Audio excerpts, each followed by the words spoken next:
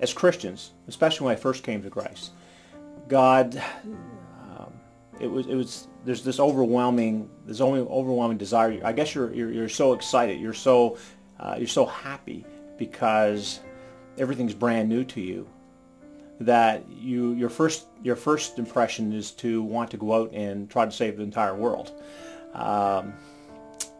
But if you do that, there seems to be resistance. People tend to want it's too much. The light's too bright, so your success is not going to be very good. It's a prayer that I often pray anyway. That He would put people on my path, and He does that on a daily basis, whether it be in the workplace or whether it be just out with friends and family. But the wonderful thing, the way God works onto it, is that He orchestrates opportunities when you pray to Him, that He gives to give you opportunities to share the gospel with them. He does it, but not in your timing, which is the most wonderful thing. I thought my life was pretty good before I came to Christ, but my great-grandmother had died when I was 5 years old, and I figured I was really close to her. I was her only great-grandchild, and well, she would go to church, and after she died, I really wasn't brought up in a environment that you'd talk about God. So the only real thing I had were little books and the occasional glance at the Bible. And though my grandmother believes in God, I thought that was great. But there's the fact my dad doesn't believe at all. And my mom is confused with her thoughts on it. My relationship with Matthew was really something special. Matthew was in the community for a while. I'd see him in passing, and then he struck up a friendship with Aaron going to the playground. And then he'd start coming over to our place. And in the very beginning, Matthew would hardly say a word to me. And then slowly he started to melt, and he started to warm up to me a little bit, and then we'd start having conversations, but not in the early. First it was just Aaron's dad, and then slowly, as he developed a friendship with me as Aaron's father, God gave me opportunities to start to share the word with him. But the most wonderful thing about Matthew would be if he stayed overnight at our house. I'm an early riser in the morning, so I would get up and I'd make a cup of coffee in the morning, and Matthew would hear me out in the kitchen or whatever, so, sleepy-eyed coming down the hallway. It's morning, Derek, how are you? And when I'd wake up in the morning, and Aaron would still be sleeping for about another 2 hours or so.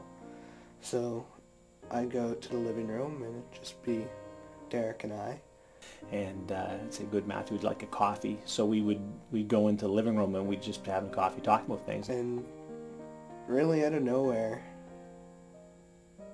I'd say something, or he'd say something that would remind us of something to do with the Bible or going to church. And he'd ask me questions, and I would be quite happy to respond to them. And we'd start talking about how he came to Christ and what God has planned and everything. So we started talking about that, and we'd take the whole 2 hours and talk about that. Time just flew, and we really had no concept of time, just sitting there in the living room talking. My heart had been overjoyed with the progress that Matthew had been making. He'd been at that point he'd been coming around a lot. We've had a lot of chats about God, long chats.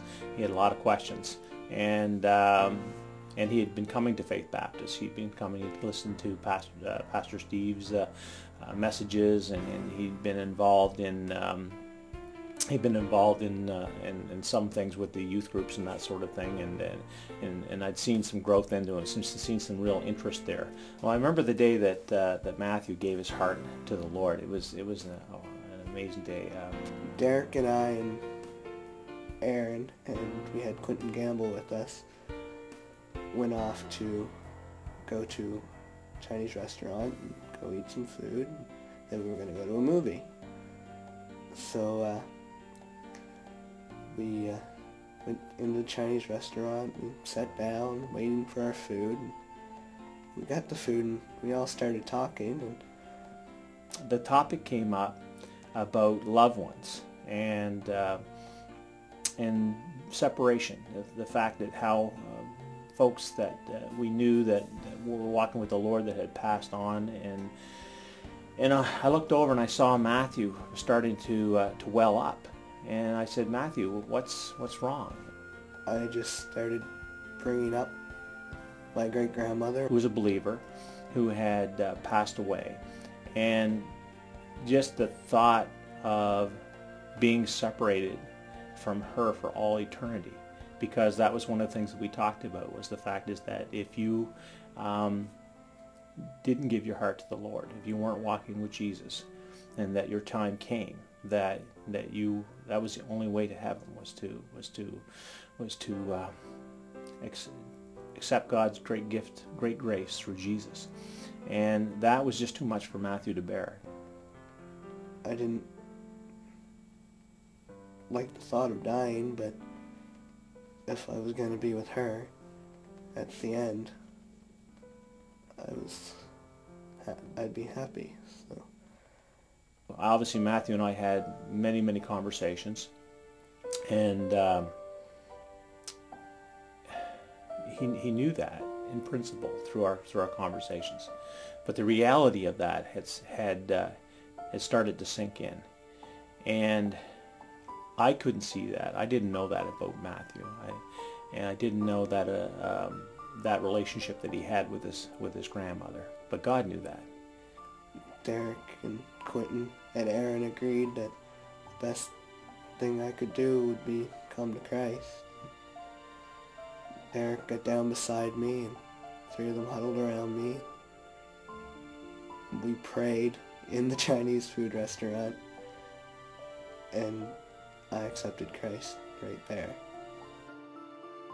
And when he started to well up, I just said to him, I said, Matthew, I said, do you want to pray? I said, do you want to? And he said, yeah. He said, I want to give my heart to the Lord. I said, all right. So I got over next to him, down on bended knee, Aaron by my side, bended knee, and Quentin Gamble, bended knee on the other side of him, right there in the middle of a busy Chinese restaurant, and we all prayed with him. And he gave his heart to the Lord, tears and all. And that was an exciting day, an awesome day. I could never foresaw three teenage boys and myself in a Chinese restaurant. Just amazing. When I started coming to church, actually, my parents had told me that she would have been proud of me if she was still alive. So, in my heart, I still want to make her happy in heaven. I pray all the time that the Lord will use me in a mighty powerful way to reach the lost. And God is faithful when we pray to Him. I think God's changed me. He's going to keep changing me. I'm just a vessel in this world for Him, and I just pray and I ask and I hope that He will just continue to use me time and time again.